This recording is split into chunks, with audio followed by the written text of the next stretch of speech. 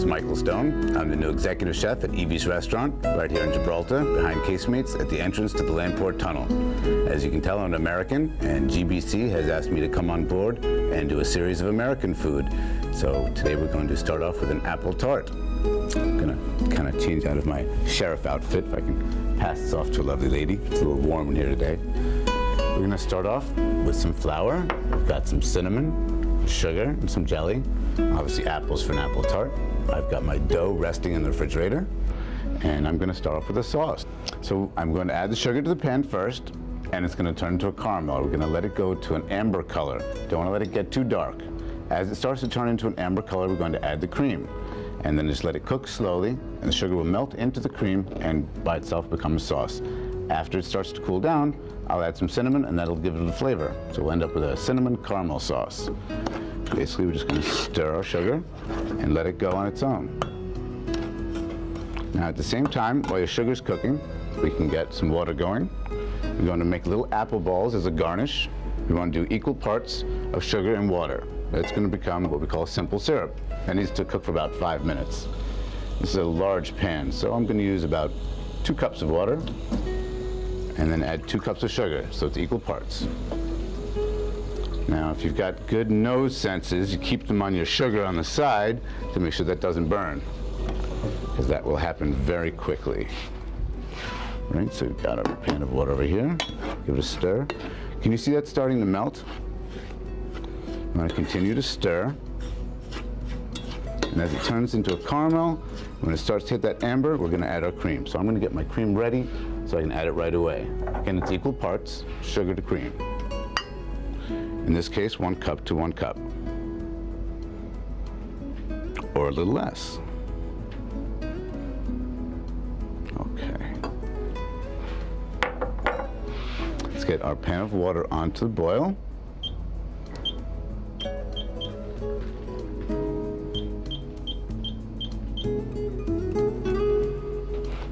Continue to stir your sugar as it melts. See how it starts to turn brown? Don't be afraid if it starts to get a little lumpy. That's what you want. When you add the cream, it's going to liquidize the sugar, and you'll end up with a nice smooth sauce at the end. We're also going to strain out any little bits that might be incorporated later on. In case any cinnamon gets into little lumps, we're going to strain it out, so it won't be a problem. Okay, can you see how that's starting to lump up there? That looks beautiful. But if it does start to burn, you'll smell it. It'll be a horrible smell, and you'll have to start all over again. You don't want a black sauce. We're getting close. It's getting yellow, but we want an amber color.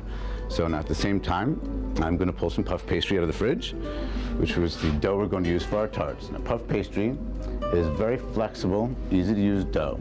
I don't like to make it myself anymore in the kitchens. It's too labor intensive, and it's a lot of work.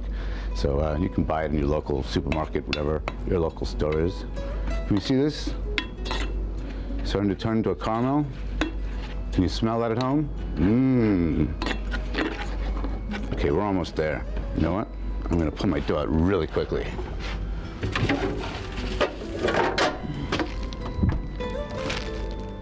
Okay. We're almost at an amber color. And my water's coming to a boil, so we can do this all at the same time. As soon as this turns amber, I'm gonna add the cream. That's gonna melt on its own.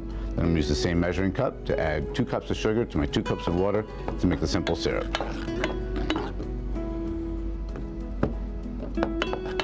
Can we see that nice amber color beginning there, that redness?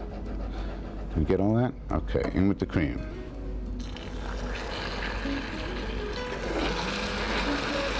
All right. Don't be afraid if it starts to bubble up. That's what it's supposed to do. Now just leave it alone, and it's going to turn itself into a nice sauce. Rinse out my little sugar container here now. Give it a wipe.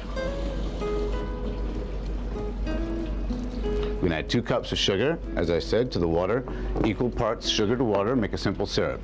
You want that to boil for 3 or 4 minutes. Let's open this up.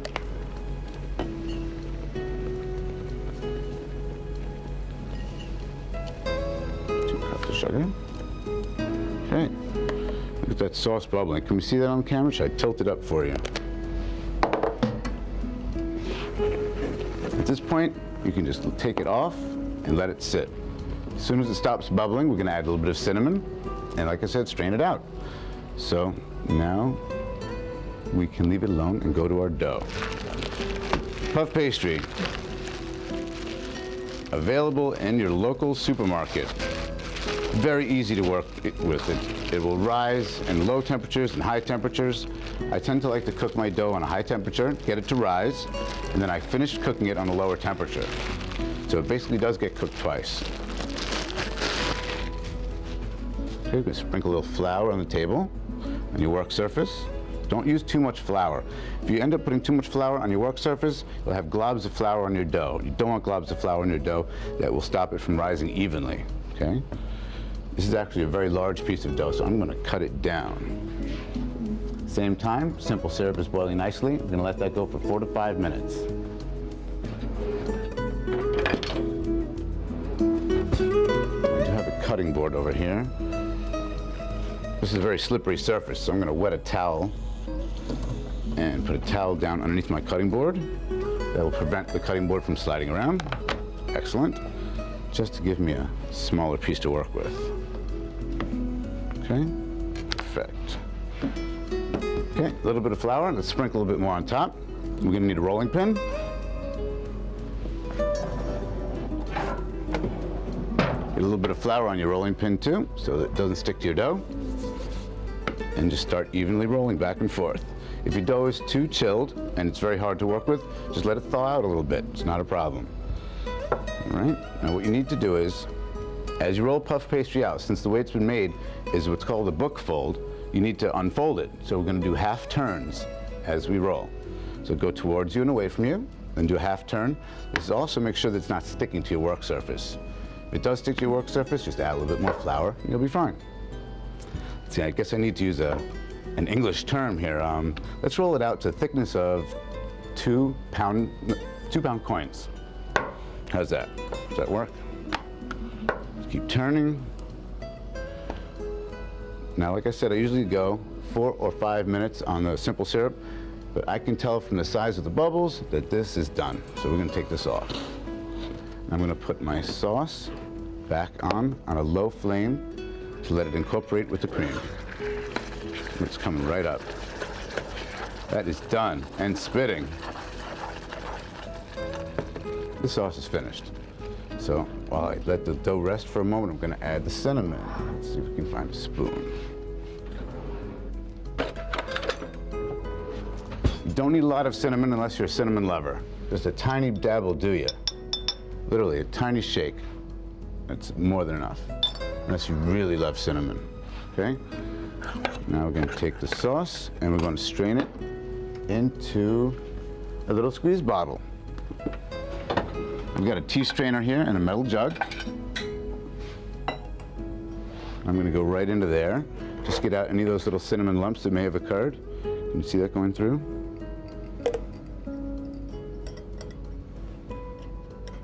It's a little too small. Get another spoon out. Just push this through the tea strainer. Sometimes the sugar does seize up on you a little bit, and this is a very small strainer to be working with, but it'll taste just fine. So don't worry if it gets a little lumpy and seizes up through the strainer, and it's gonna taste just as good. Okay. That's all there is to it. Bring to a boil, add your cinnamon, strain, done deal. Can you guys smell that? Can you smell the cinnamon? It smells good, doesn't it? Can everyone go, mmm, yes, Mike, it smells delicious. Okay. That's enough sauce there. I'm gonna get rid of the rest of this. I'm gonna chill my sauce down in the fridge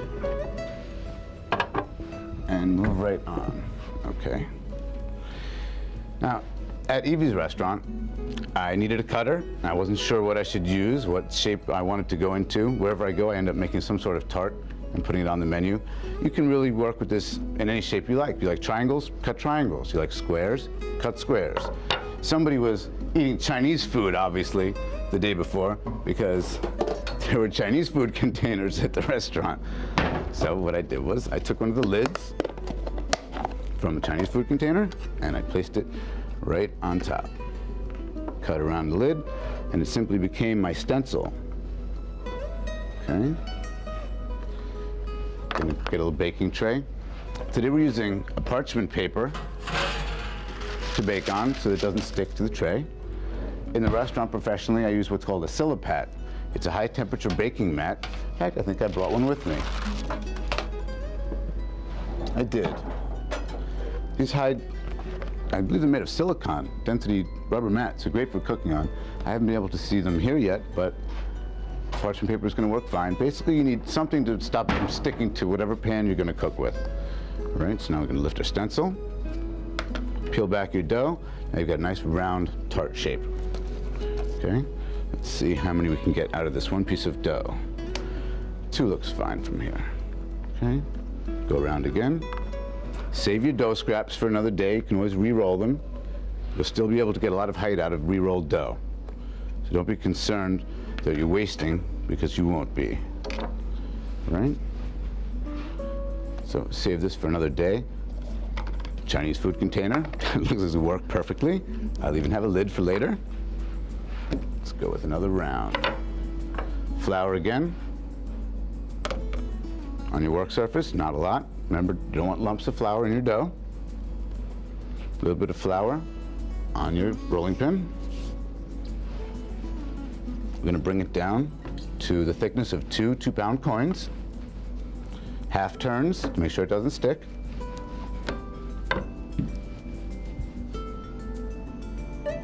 And if it does stick, again, just add a little bit more flour. See how it's getting a little tacky? It's because of the heat coming from the stove.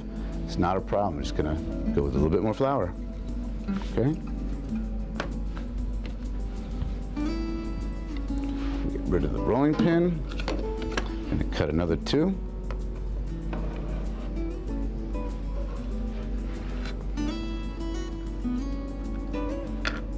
See how easy that was? Even she could do it.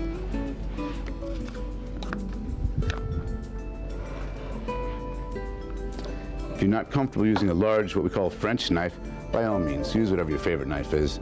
You don't want to scratch your counter. Here at 101, they might get upset if I scratch their counter. We'll see if I've done that. You might hear about it later. Okay, 4 round tart shells. Okay, let me go right into my Chinese food container. We'll save these for another day. You can refreeze and you can re-roll. So don't waste your dough, save it. Go right into the refrigerator or into your freezer and save it for another day. Okay, I'm going to put my water back onto the boil. It's a simple syrup while I wipe down my surface. I've got a handy garbage can right here, so right in. Try to keep clean while you work, especially if people are watching.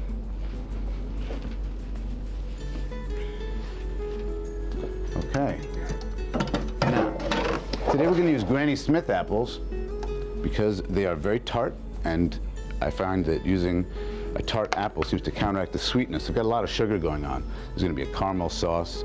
The poached apple balls, which we can use for a garnish, are also poached in the simple syrup. So there's a lot of sweet things going on. Granny Smith tartness, I hope, will counteract that. We need a peeler.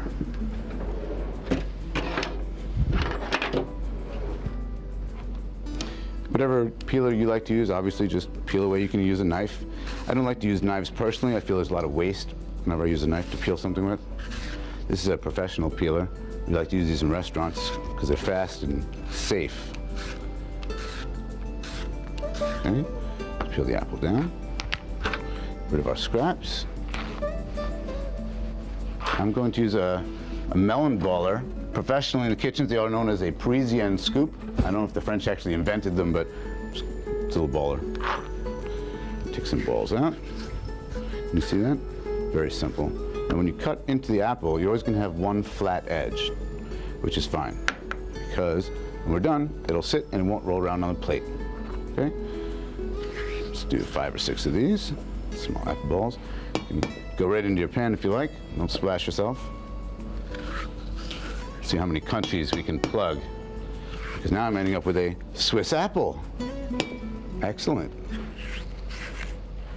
Who likes Granny Smith apples? You guys like Granny Smith apples? Oh, good. This way I don't have to waste my food. Enjoy. There you go. All right. You don't need your apple balls to cook until they become applesauce. We're just going to go for about 2.5 to 3 minutes until they start to get a little soft. You don't want them to be too firm. And we're going to take some of the liquid and we're going to refrigerate them to chill them down. And at the same time, I should be cutting some more apples. Keep my eye on them. We're going to peel half an apple per tart, should be more than enough. These are small apples. So for 4 tarts, we're going to do 2 apples. It's a reversible peeler.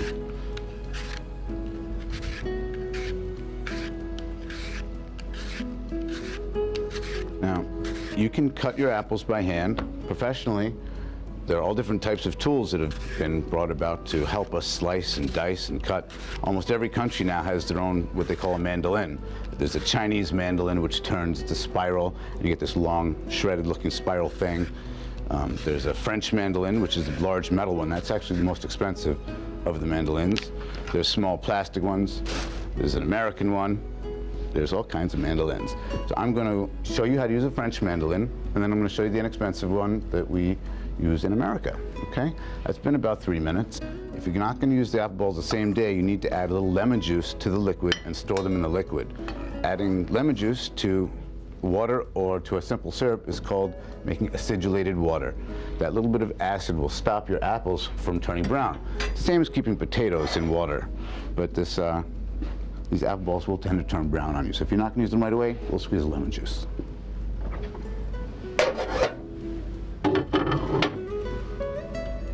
Okay. Now, whenever I use an apple corer, for some reason I'm always in a rush and I tend to go in at strange angles. And what I end up with is funny shaped looking apple slices. So, what I started doing at the restaurant and what I showed my employees to do is to cut the apple in half first. It just makes it much easier to work with. So we're gonna end up with 4 halves. This way, you've got half the distance to go through the apple with your apple corer. This makes life a bit easier. Brand of apple corer makes no difference. They're all easy to use. In through the center, just take out the hard bit. You see that? Right into the garbage. Easiest pie. Easiest tart? Okay. Why does everybody call them apple pies here? Oh, do you have apple pie on the menu? No. Would you like an apple tart? Same answer always. Everyone always calls it an apple pie. As long as you come and buy them at Evie's, it's okay to call it whatever you like. All right. Now, I might use this again, so I'm going to leave it out. Here comes the magic mandolin. All right. Now, this is kind of a monster. It's industrial, and it's large, and it's heavy, and it's what I like to use. It's my favorite. At home, if you were going to go buy one at your local supermarket, there are all different types of mandolins. Very sharp blade, adjustable, so you can have whatever thickness you like. They usually have interchangeable pieces to make fine strips called juliennes in different shapes.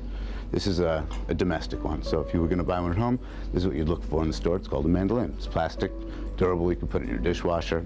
It should last you years. It's nice and clean now, but I've had it for a long time. French mandolin, there is a guard to protect your hands. I just don't ever use it. In fact, I don't even know where the guard is. Okay?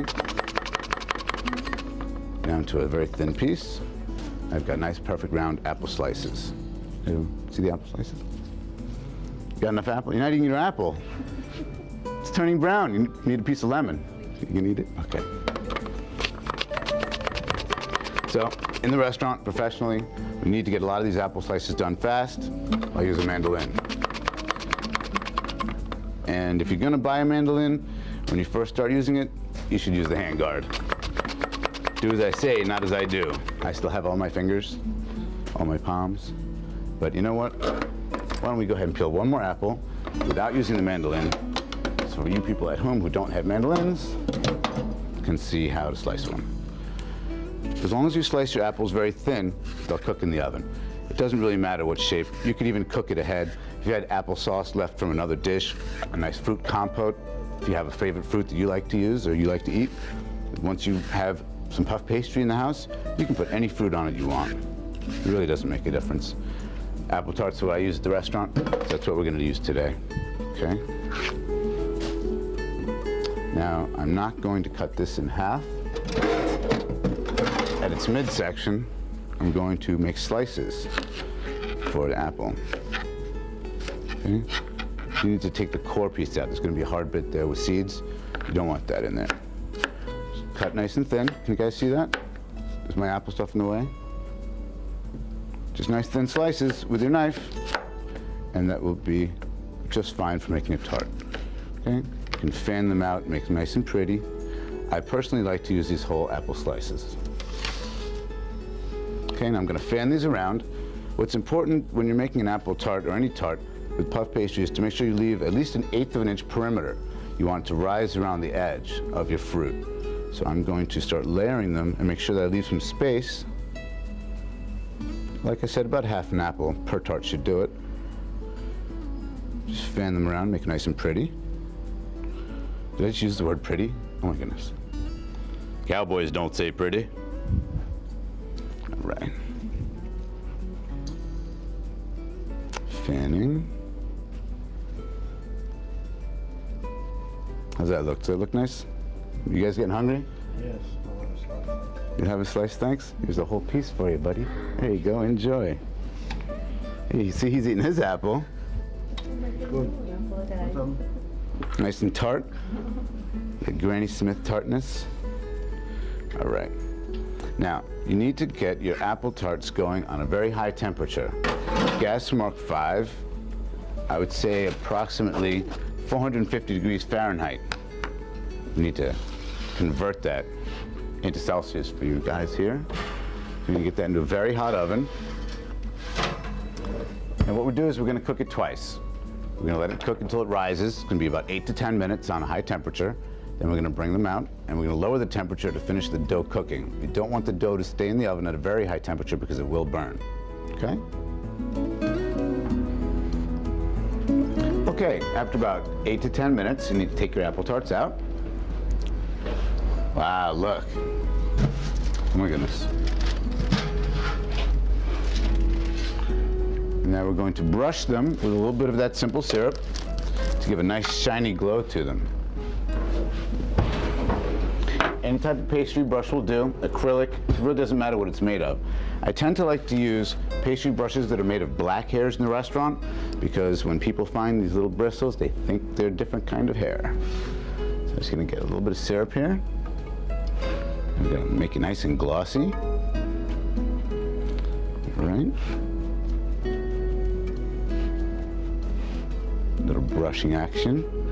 Flick of the wrist, okay? Now, get rid of our brush, and we're going to take a little bit of sugar.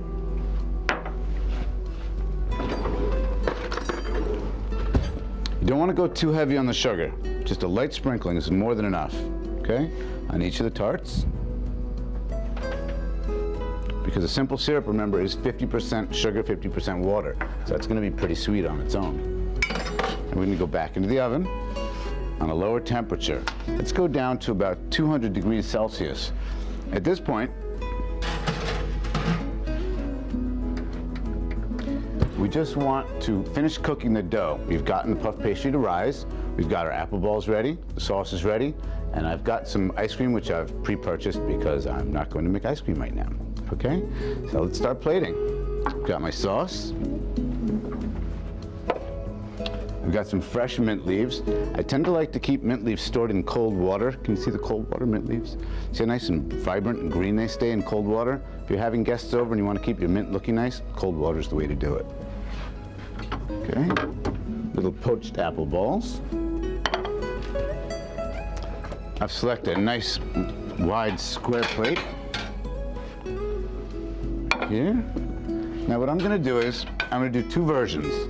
The one we do at Evie's restaurant is a little bit more labor intensive, but just as easy for me. So I'm gonna do one for you guys at home, and I'm gonna show you one that you can do, and one that I do.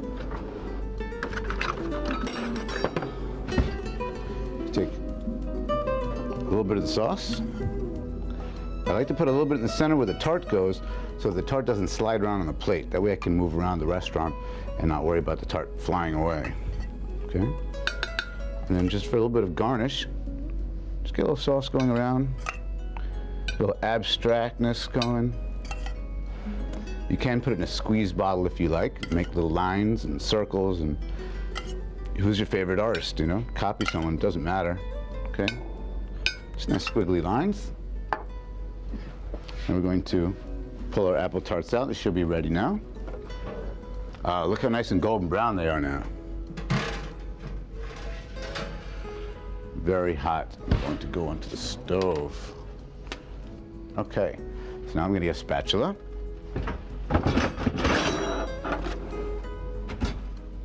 And we're going to go right to plate. Okay, go into the center. Look how pretty that looks. Can you all see how nice and golden brown that's become? All right. Let's take 2 is more than enough for now.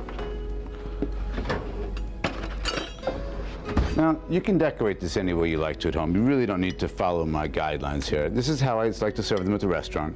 I put a few poached apple bowls around. And this is what I consider to be American cuisine, okay? Height, eclecticism, combinations of colors, textures, all those different things coming together make a culmination of American cuisine. Okay, so I've got something hot, I've got something warm, the sauce. Apple bowls are chilled.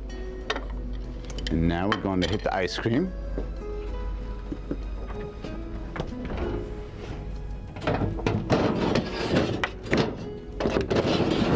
Ice cream is going to become our 4th temperature, so something frozen. And the ice cream scoop. There's all different kinds of ice cream scoop. If you've got the one that ejects, by all means use it. Whatever your favorite type is, really not a problem. All right, a nice big bowl of ice cream on there. Now, this is what I suggest you do at home. Take your nice mint sprig, shake your water off, and just go right into your ice cream. Okay, look how pretty that looks. Can you guys see how vibrant the mint has stayed? The ice cream's on top. That's what I suggest you do at home. Now at Evie's, I take it to another level.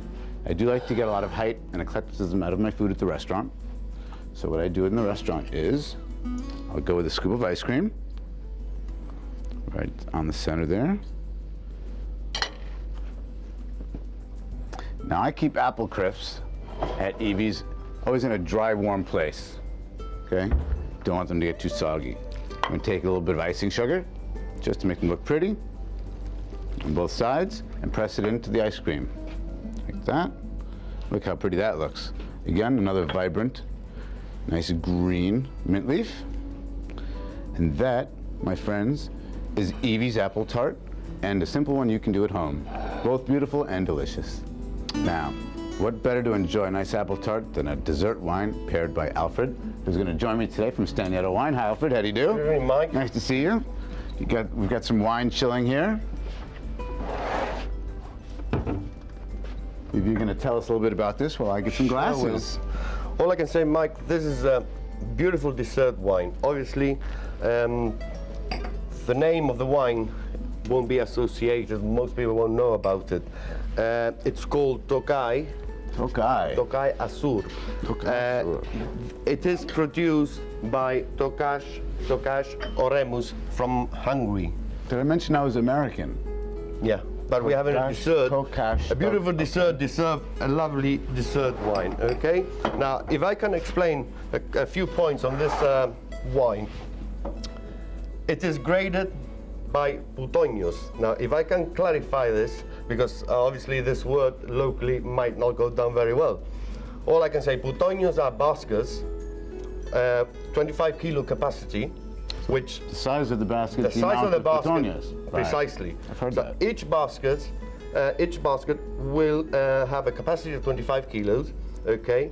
And they're numbered, as you can see, this is a 98 cuatro putoños, okay? So it's cuatro putoños, so this means that it will have, We have another one here. precisely, it will have 100 grams of grapes, 100 Excellent. kilos of grapes, okay? 100 kilos is how Now, many it will go from 3 putoños up to 6 putoños, this wine. The higher in putoños, the sweeter the wine. It is a great wine to have on foie gras. As you know, Hungary produces goose liver pate. Sure. So this is the wine to have. The sweeter, the higher the putoños, obviously 6 putoños will go perfectly well with the foie gras. But obviously it will also go down with desserts, being a sweet wine. Excellent. Okay, and if I may say, this bodega was actually bought by the Alvarez family, who at present are the proud owners of one of the most prestigious wine in Spain, which is Vega Sicilia, Vega from Sicilia. Ribera del Duero. Well, let's give it a taste, shall we? So, You know, perhaps I shall shouldn't open put it? the glasses so far away. Obviously, You pass your glass down there, cowgirl. There you go, guys. always make sure that the wine is cold. Should be served 8 to 10 degrees centigrade, because it's very sweet. Smells delicious. Could I reduce this down into a sauce, you think, and make a nice sauce? If I I'm was sure gonna you serve it could, foie Mike. gras? I'm sure you could, Mike. After seeing you bet I work can. tonight, I'm sure you could. Shall we, our guest? And obviously, we'll give it a good, quick swell. It's not a red wine, so all we do is the color. The older the wine gets, the darker the wine will go because of the sugar content. Okay? Smells delicious. Very, very sweet and Cheers. sweet. Thank you for coming on our show and pairing a nice wine with my my dessert pleasure. today. Thank My you very much pleasure. for coming by. Cheers, everyone. Cheers. Big ears. Delicious. Very sweet. Please be sure to join us next week. We're going to be doing sesame crusted Asian glazed ribs. So be here next week because there's a new sheriff in town.